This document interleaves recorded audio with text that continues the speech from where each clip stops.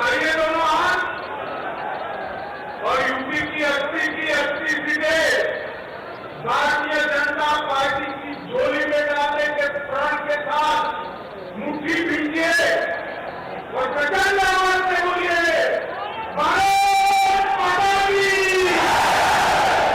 जय श्री राम, जय श्री राम। आज के श्रद्धेय बाबू जी को श्रद्धांजलि अर्पित करने के कार्यक्रम में मेरे साथ मंच पर उपस्थित उत्तर प्रदेश के सम्माननीय और लोकप्रिय मुख्यमंत्री श्रीमान योगी आदित्यनाथ जी, आज जिनके निमंत्रण पर मैं आया हूं, ऐसे हमारे सांसद राजवीर सिंह राजू भैया जी,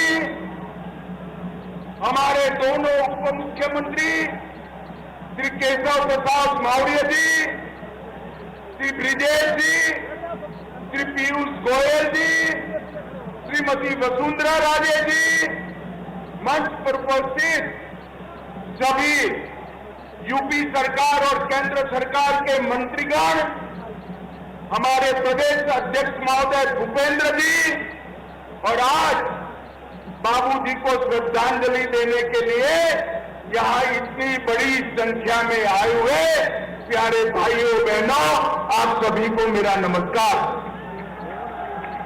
आज मैं केवल दिल्ली से एक ही काम के लिए आया हूं, भारतीय जनता पार्टी के वरिष्ठ नेता राम भक्त और पिछड़ों के कल्याण के उत्तर प्रदेश के अंदर शुरुआत करने वाले श्रीमान कल्याण सिंह जी को मैं श्रद्धांजलि देने के लिए आया हूं। सबसे पहले मैं देश के करोड़ों कार्यकर्ताओं की ओर से बाबूजी को श्रद्धांजलि देता हूं और उनकी पुण्य स्मृति को प्रणाम कर मेरी बात की शुरुआत करना चाहता हूं। जो लोग बाबूजी को जानते हैं, वैचारिक कर्मठा, प्रशासनिक कुशलता और संगठन की दक्षता और पिछड़ों और गरीब के प्रति असीम संवेदना का प्रतीक बाबूजी कल्याण सिंह थे। मित्रों, आज मैं लंबी बात नहीं करना चाहता। मैं उस दिन कोरोना के कारण अस्पताल में था जब मोदी जी ने श्री राम मंदिर का शिलान्यास करने का काम किया। उस दिन मैंने बाबूजी को फोन किया था, उन्होंने कहा था मेरा जीवन धन्य हो गया, मेरे जीवन का लक्ष्य आज समाप्त। जब बाबूजी उत्तर प्रदेश के मुख्यमंत्री बने तब इन्होंने 3 चीजों पर लक्ष्य दिया था। सबसे पहला, श्री राम जन्मभूमि आंदोलन को गति देना। दूसरा, गरीब कल्याण के भारतीय जनता पार्टी के विचार को जमीन पर उतारना। और तीसरा, सामाजिक सद्भाव बिगाड़े बगैर, जातिवाद को उकसाए बगैर करोड़ों पिछड़ा समाज के लोगों का कल्याण। आज मुझे बड़ा हर्ष है, ये तीनों कामों को नरेंद्र मोदी जी आगे ले जा रहे हैं। नरेंद्र मोदी जी ने गरीब कल्याण के क्षेत्र में करोड़ों गरीबों के घर में गैस का चूल्हा, बिजली, शौचालय, पीने का पानी, स्वास्थ्य की सुविधाएं, सारे गरीबों को 5 किलो अनाज और ढेर सारी सुविधाएं देकर गरीब कल्याण के लक्ष्य को मोदी जी ने पूरा करने का काम किया है। और दूसरा, बाबूजी ने कभी जातिवाद की बात नहीं की, परंतु हमेशा पिछड़ी समाज की जातियों को संबल देने का काम करा, उनका एम्पावरमेंट करने का काम करा। और मोदी जी ने भी ये सारी सुविधाएं पिछड़ी जाति को सबसे ज्यादा से ज्यादा मिली। उसके अलावे राष्ट्रीय पिछड़ा जाति आयोग उसको संवैधानिक दर्जा दिया। नीट की परीक्षा में ओबीसी को रिजर्वेशन देने की बात करी, गरीबों को भी रिजर्वेशन दिया। नवोदय विद्यालय और सैनिक स्कूलों में पिछड़ा समाज को 27% आरक्षण दिया। ओबीसी पिछड़ा समाज के उद्योगपतियों के लिए कैपिटल वेंचर फंड की स्थापना की। संविधान संशोधन कर ओबीसी को, बैकवर्ड क्लास पिछड़ा समाज को संवैधानिक मान्यता देने का काम हमारे नेता नरेंद्र मोदी जी ने किया। और मित्रों, ये जो शुरुआत बाबूजी कर गए थे, मोदी जी ने आज समग्र पिछड़ा समाज के उत्थान के लिए ये 9 साल के अंदर ढेर सारे काम किए। एक और गरीब कल्याण का यज्ञ चलाया, दूसरी ओर पिछड़ा समाज को आगे बढ़ाने का काम किया, और तीसरा लक्ष्य था, तीसरा अधूरा काम था राम जन्मभूमि का मंदिर।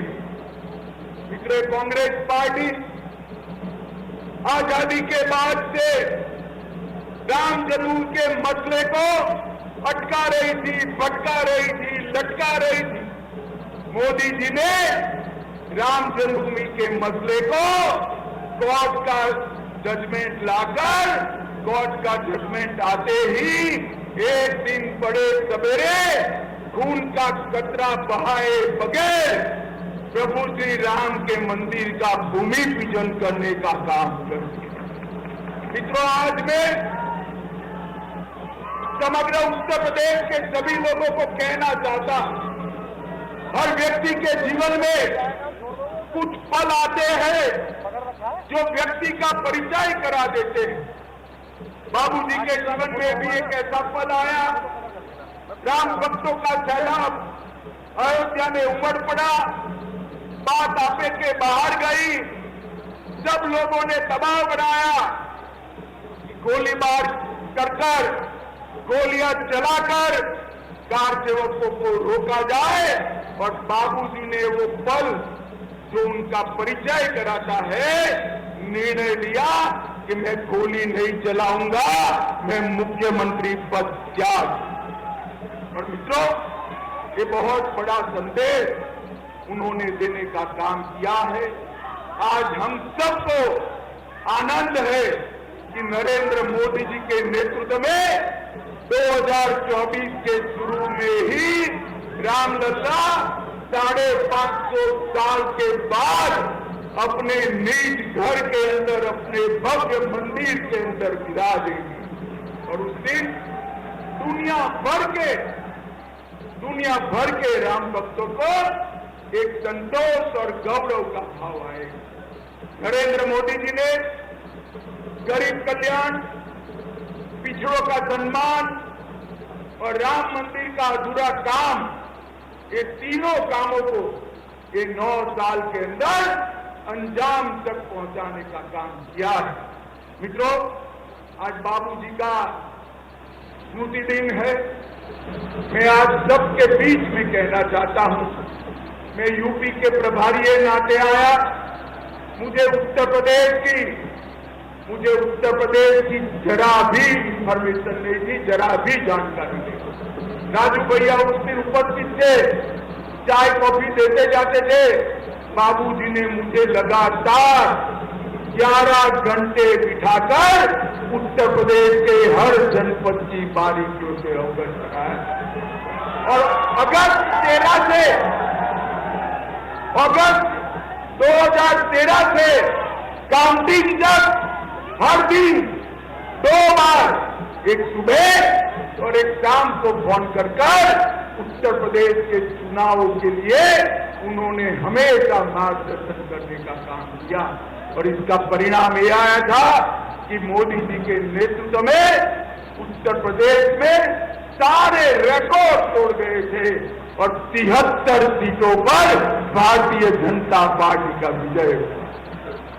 भाइयों बहनों और युवाओं, 2024 में चुनाव आने वाला है। आप बताइए, 73 सीटों का रिकॉर्ड तोड़कर 80 की 80 सीटों पर कमल खिलाएंगे क्या?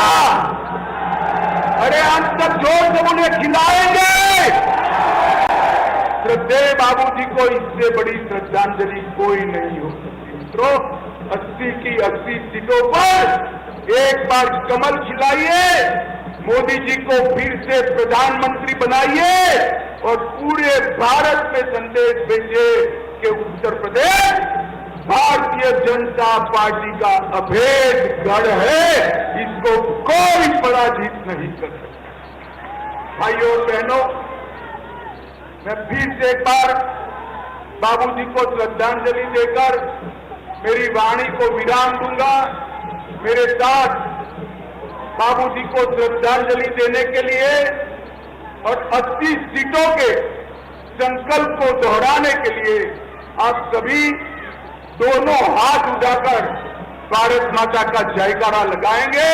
मेरे साथ उठाइए दोनों हाथ, विजय के संकल्प की मुट्ठी बींचिए और प्रचंड आवाज से बोलिए, भारत माता की, भारत माता की, भारत माता